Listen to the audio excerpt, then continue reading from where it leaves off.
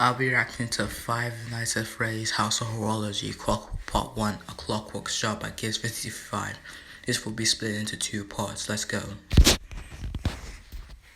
sure we've all had typical jobs just to make a living. I don't even have a job. Drive-through, grocery clerk, or even a cashier. I mean, that sounds like reasonable jobs. When I got my first job as a night guard for a Oh, cool. It all started when I was sitting on my sofa looking at my phone for different jobs that were Wait, hold on. Sorry, just need to check. available. I recently turned 18, just started summer vacation, and my parents Cool. encouraged me to get a job and save money for a living. Alright. Browsing through different job categories, I didn't find anything I was interested in.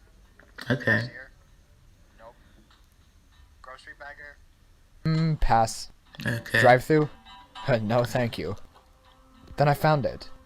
An article what? on a new clock store called Rusty's House of Horology Oh, that opened that's where sometime we'll last be week. starting the A story. text next to the picture of the store saying, "Help wanted."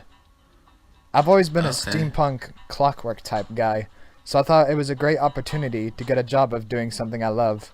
Okay. I showed my parents the article, and we all got in the car and drove to the place. Oh, cool. We arrived about 15 minutes later in a shopping area. Oh, so that's It was the a very place. large store, Nice. having 2 floors and about 100 feet of store space on each floor, if that's what you call it. We walked up to the store, and I caught a glimpse of something in the large display window. I walked up to it and peeked through the glass. 3 animatronic animals stood at the window, Huh, alright. a bunny, Oh, so these a are the cat, characters. Wait, and a I bear forgot with a their missing eye names. and a hook for a hand. I'm sorry, it's just that I really They don't resembled pay attention automatons, which are mechanical animals, figures actually. powered by springs and Sorry gears, about sort of that. like an old clock.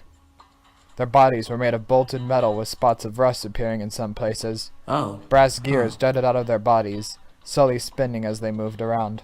alright. We walked inside and were greeted by the ticking of many clocks sitting on shelves and hanging on the walls. Okay, I walked behind a row of grandfather clocks and saw the robotic animals on the other side.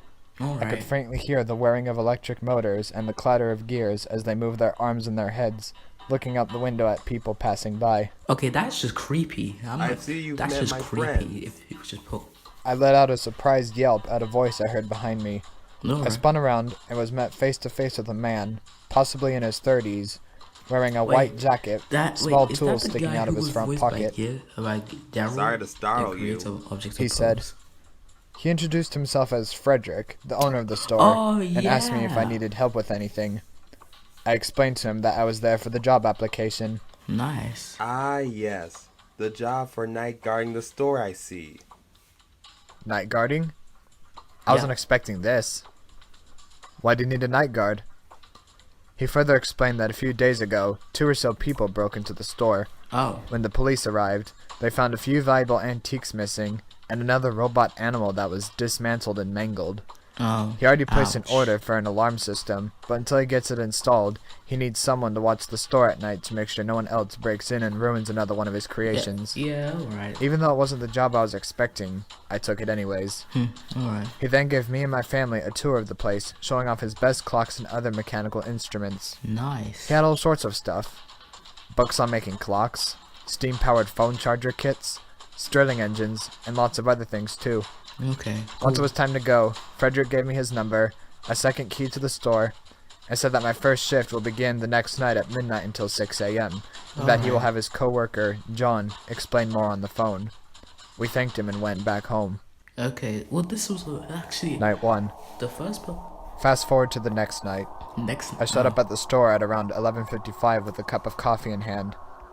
The parking lot Alright. was vacant, since not a lot of other stores around here are open during the time. I got out of my car and walked up to the front entrance. Oh. There were no alright. lights on inside, so I took out my pocket flashlight and clicked it on. I Oh. pointed it at the display window by the door.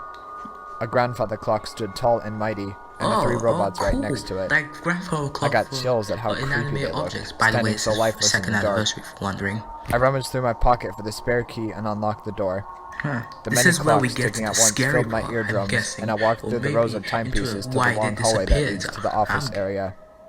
I entered a dark room, illuminated only by a lamp sitting on a desk towards the back of the room, accompanied by a fan, a laptop, and an early 2000s style landline telephone. Of the characters in There was also a large during wooden now- wardrobe yeah. sitting behind the chair.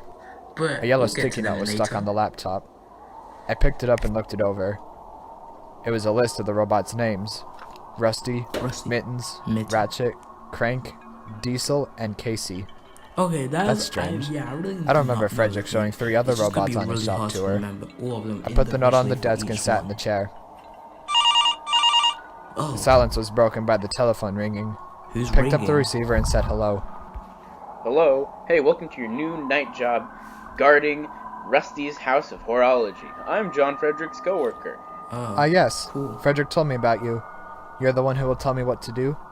Yes, before I do, there are some things I want to inform you about.